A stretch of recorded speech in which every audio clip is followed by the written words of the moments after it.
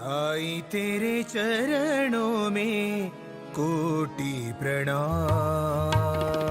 साईं तेरे चरणों में कोटि प्रणाम। साईं तेरे चरणों में कोटि प्रणाम। साईं तेरे चरणों में कोटि प्रणाम। शरण में ले लो साईं प्रभो। शरण में ले लो साईं प्रभो। शरण में ले लो साईं प्रभो। शरण में ले लो साईं प्रभो।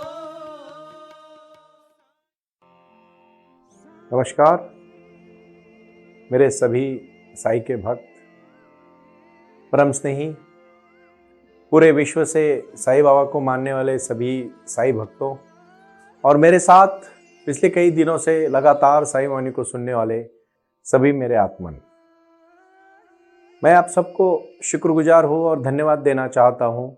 अपने बड़ी श्रद्धापूर्वक और विनम्रता से मुझे इतने दिन सुना और आपने हमेशा साई वाणी को सम्मानित किया है। और साई वाणी के जो बाबा के विचार है, मैंने कहा कि मैं नतमस्तक होकर इतना ही कहना चाहता हूँ, कुछ कर गुजरने के लिए मौसम नहीं मन चाहिए। मैं बार बार इसलिए कहना चाहता हूँ कि अभी मौसम तो आ गया है, मन भी आ गया है, साधन तो जुड़ ही जाएंगे, लेकिन साई क्रिया और साई ध्यान करने से पहले हमें ध्यान के प्रति थोड़ा सजग होना पड़ेगा।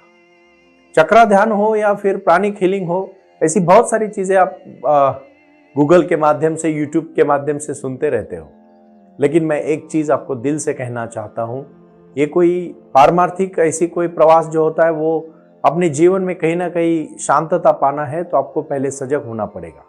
और सजग होने का सबसे पहला और महत्वपूर्ण मार्ग है ध्यान। ध्यान की शक्ति से हम बहुत कुछ पा सकते हैं जीवन में। मैं बहुत खुश हूँ कि पूरे विश्व से अभी इतने सारे लोग जुड़ रहे हैं और पूरे भारत के सभी मेरे पूरे एक इस अभा कुंडलिनी में, अभा शक्ति में, भारत की इस भूमि में और इस पवित्र आध्यात्मिक भूमि में आप हमसे जुड़े हैं, क्योंकि साई वाणी का मकसद ही है लोगों के जीवन में बदलाव लाना और उनके जीवन में क्रांति लाना। वो क्रांति होगी सहजता की, वो क्रांति होगी विचारों की, वो क्रांति होगी क्रिया की, प्राणायाम की, वो क्रांति होगी साई ध्यान की। और साई ध्यान का मतलब ये है, इतना बड़ा जब हमने प्रारंभ किया है तो उसको हम आगे लेके जाएंगे, क्योंकि प्रारंभ करो और जारी रखो, यही हमारी सोच है।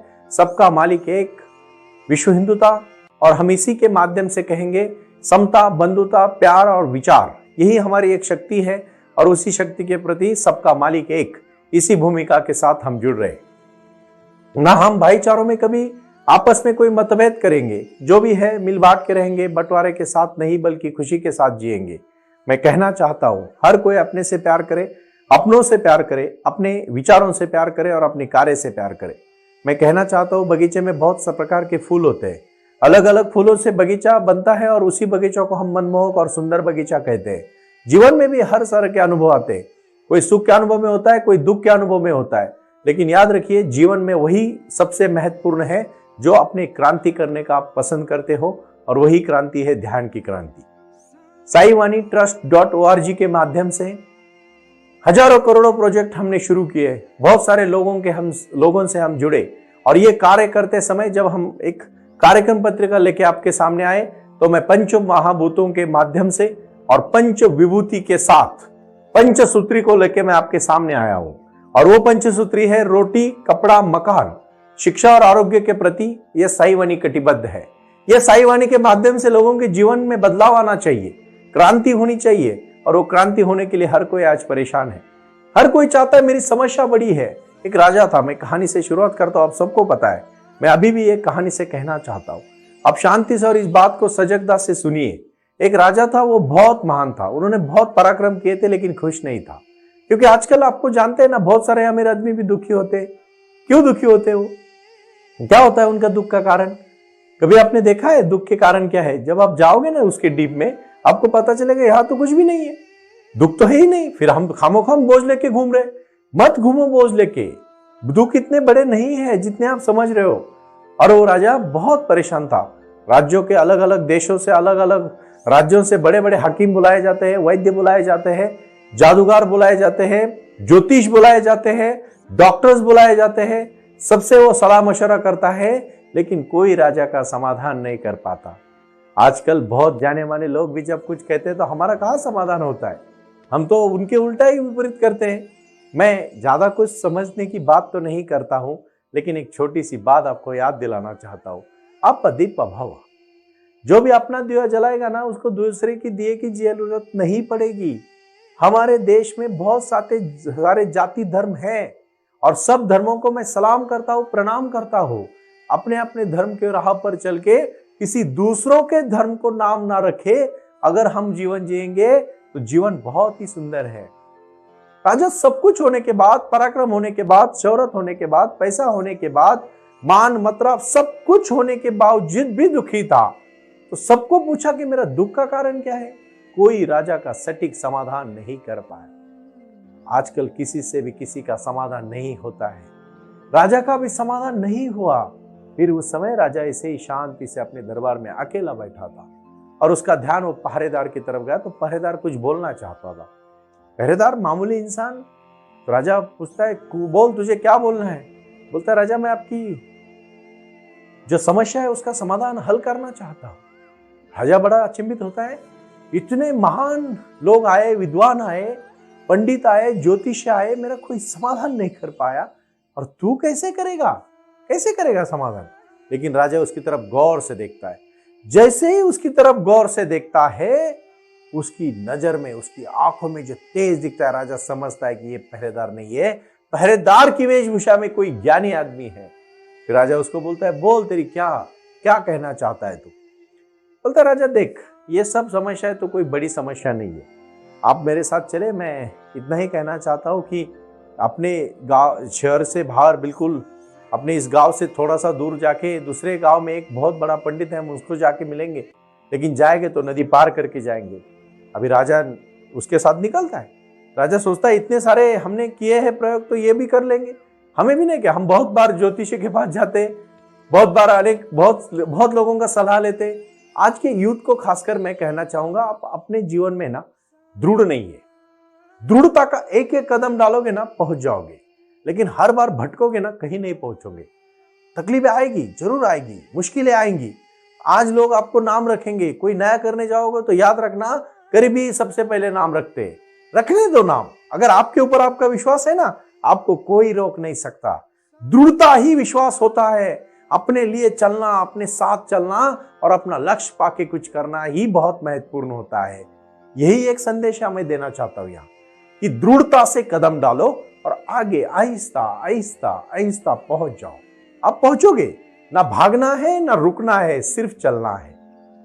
उसी प्रकार का वो प्रयास लेता है और जैसे ही वो प्रयास लेता है, वो राजा को कहता है चलो, तो चलता है राजा के साथ। वो फकीर जो दरबारी होता है वो, और दोनों चले जाते हैं। जैसे रिवर के पास, नदी के पास आते हैं, तो राजा जाना होता है तो बहुत बड़ी बड़ी वहां से नावें लाई जाती है, यहां से वहां पार करने के लिए। तो लेकिन वो राजा को कहता है, राजा नाव मैं चुनूंगा। राजा कहते हैं जैसे आपकी मर्जी। एक आती है, दो आती है, बहुत बड़े बड़े नाव, अच्छी अच्छी नावाड़ी नावें आती है, लेकिन वो हर एक में कुछ ना कुछ नुक्स निकालता है। राजा 1-2 घंटे के बाद परेशान हो जाता है। राजा कहता है, अरे यहां से तो इतना छोटा सा नदी तो पार करना है, हम किसी भी नाव में बैठ के जा सकते हैं, आप इतना क्यों उसमें नुक्स निकाल रहे हो, बार बार उसको रिजेक्ट क्यों कर रहे हो।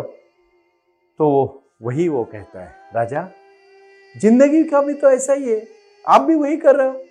ये जिंदगी तो कटने वाली है, हम ऐसे ही तैर के जा सकते हैं, फिर भी हम नाव में बैठते हैं और फिर ये बुरा क्या ये अच्छा, ये बुरा क्या ये गंदा, ये अच्छा क्या वो अच्छा, इसके चक्कर में क्यों बर्बाद होते हो। आप कहते हो धर्म है कि नहीं, आप कहते हो जीवन कैसा है, आप कहते हो सुख कैसा है, दुख कैसा है, तो ये तो होगा ही। अगर आप तैर के भी जा सकते हो, जब तक तैरोगे तब तक पहुंचोगे, तैरने के बाद तो पहुंचोगे, नाव में बैठने के बाद तो पहुंचोगे। जिंदगी का भी ये है, जन्म के बाद मृत्यु है, इसके अंदर का जो प्रवास है वही जीवन है। क्यों इतने परेशान होते हो। मैं सटीकता के माध्यम से आज एक संदेशा देना चाहता हूं। जितनी बड़ी समस्याएं नहीं होती, उतनी हमारा मन उसको मानता है और हमारा मन ही सबसे बड़ा गुनहगार है, क्योंकि वही समस्या को बड़ा करता है। भाई और बहनों, समस्या इतनी बड़ी नहीं है। कोई भी नाव में बैठ के जा सकते थे लेकिन नहीं पहुंच पाते, तैर के भी जा सकते थे लेकिन नहीं तैरते। जिंदगी की भी यही समस्या है, जब तक खुद नहीं उतरोगे तब तक कहीं नहीं पहुंचोगे। किसी दूसरे के ऊपर निर्भर होकर कुछ नहीं होने वाला है। अपने जीवन में अगर कहीं पहुंचना है तो खुद आपको करना पड़ेगा। और इसीलिए मैं आज संदेशा देना चाहता हूं, साई वाणी को सुनने के बाद आपको साई क्रिया के ऊपर लक्ष्य केंद्रित करना है। और वो साई क्रिया क्या है? साई क्रिया है अपने शक्ति को, ध्यान के शक्ति को जगाना। ध्यान के बहुत सारे प्रकार है, उसमें मैंने प्राणायाम के माध्यम से बहुत सोच समझ के साई ध्यान को निर्मित किया है। और साई का ये ध्यान, साई क्रिया से पहले, साई क्रिया के बाद साई ध्यान, और साई क्रिया जो है वो सिर्फ और सिर्फ प्राणायाम से निगड़ित है। लेकिन अपने अंदर की शक्ति जो बाबा ने कही है, क्योंकि बाबा 100 साल पहले थे, वो जब जीवित थे, जब लोगों में थे तो लोगों को मिलकर आशीर्वाद देते थे। आज वो ध्यान के माध्यम से आशीर्वाद दे रहे। और इसीलिए मैं साई क्रिया के प्रति 3 ही बातें कहना चाहूंगा, उसके लिए आप जुड़ जाए। और वो सबसे पहले आप शांति से बैठे।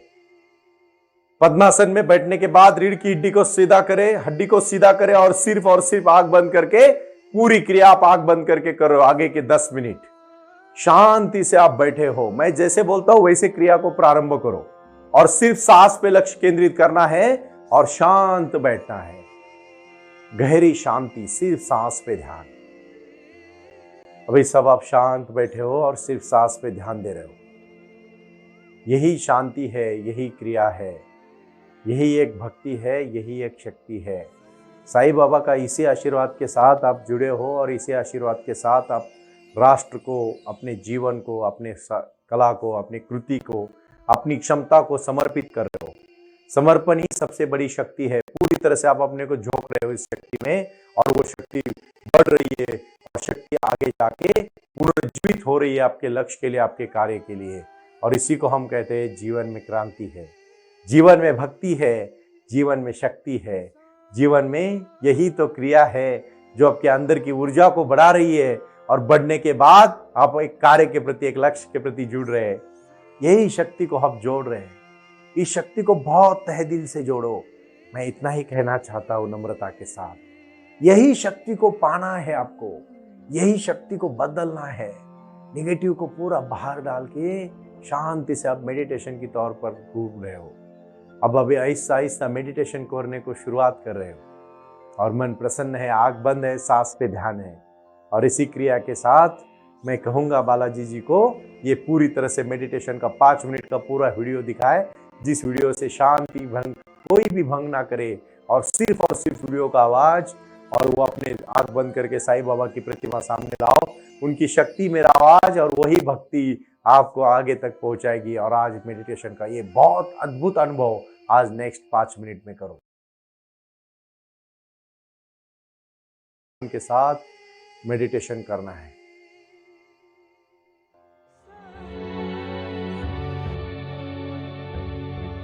ये वो अवस्था है जब हम पर विश्व शक्ति की बौछार होने लगती है। हम जितना ज्यादा ध्यान करेंगे उतनी ही ज्यादा विश्व शक्ति हमें प्राप्त होगी।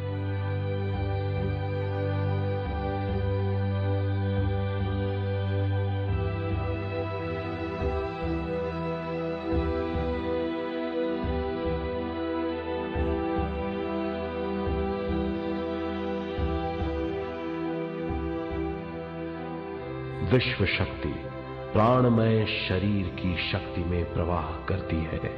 शक्ति से भरा हुआ शरीर प्राणमय कहलाता है।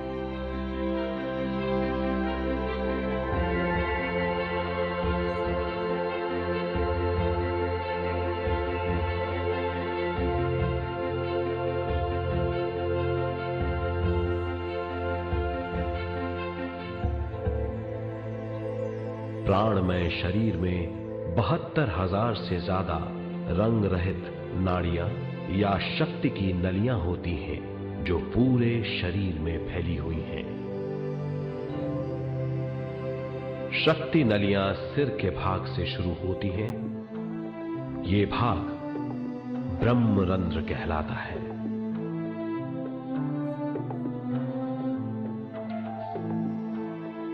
ये नलियां सारे शरीर में पेड़ की जड़ों और डालियों की तरह फैली हुई हैं।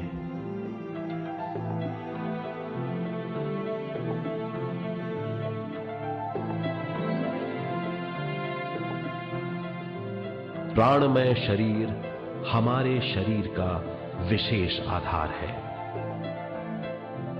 प्राणमय शरीर हमारे कार्य, यहां तक कि हमारे अस्तित्व का स्रोत है। प्राणमय शरीर को गहरी नींद में या फिर ध्यान में विश्व शक्ति मिलती है। हम इस शक्ति का उपयोग अपनी सारी मानसिक और शारीरिक क्रियाओं में, जैसे देखना, बोलना, सुनना, सोचना और शारीरिक कार्यों में करते हैं। इन्हीं सारे कर्मों का आधार विश्व शक्ति है।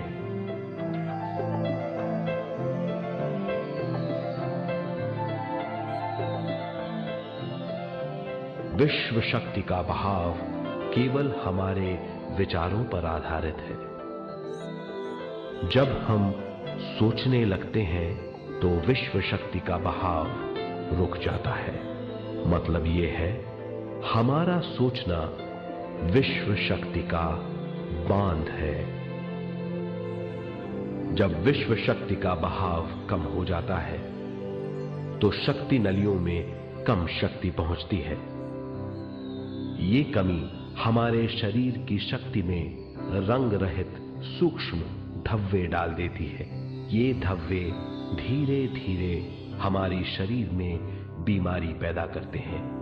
मतलब ये है कि हमारे प्राणमय शरीर में शक्ति की कमी सारी बीमारियों की जड़ है।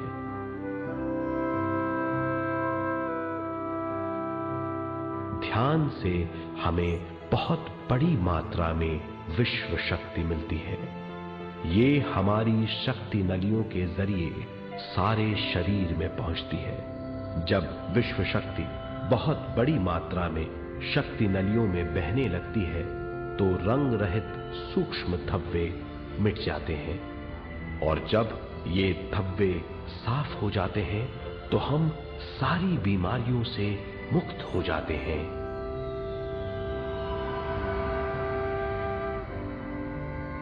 जब ब्रह्म रंध्र में शक्ति बहने लगती है तो हमें सिर में और सारे शरीर में भारीपन लगने लगता है।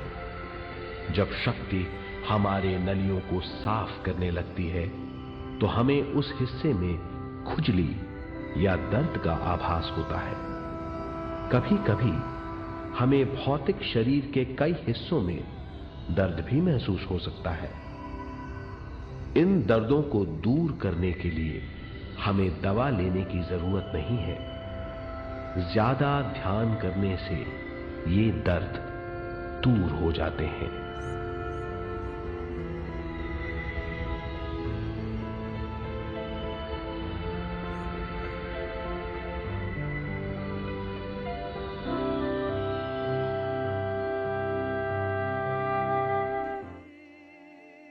ये 5 मिनट पूरे होने के बाद आप देखो, आप दुनिया के सबसे शक्तिशाली इंसान हो। आप सबसे शक्तिशाली और महान हो। इसी कार्य के साथ आप अपना जीवन का आज कार्य प्रारंभ कर रहे हो। जो भी आपने दृढ़ संकल्प लिया है उसको मन में दोहराओ। जो भी आप बनना चाहते हो उसको मन में लाओ। उसको इमेजिनेशन करो अपने मन में, आप वो बन चुके हो और वैसे ही प्रकार आप जीवन जी रहे हो। इसी शक्ति को कहते हैं प्राणायाम की शक्ति। इसी शक्ति को कहते हैं ध्यान की शक्ति। और ये 5 मिनट का मेडिटेशन होने के बाद आप सिर्फ और सिर्फ शांति से, प्रसन्नता से बैठे रहो। जब तक बैठे रहो तब तक आपको बैठना चाहते हो, क्योंकि आज आधा घंटे का मेडिटेशन बहुत जरूरी है। और इसी मेडिटेशन को कहते हैं साई क्रिया और साई ध्यान। एक हमारे बाकी नीचे दी हुई नंबर पे संपर्क करें, आपको पूरा मार्गदर्शन मिल जाएगा और हमारे टीचर्स भी आपको गाइडेंस करेंगे। प्रणाम।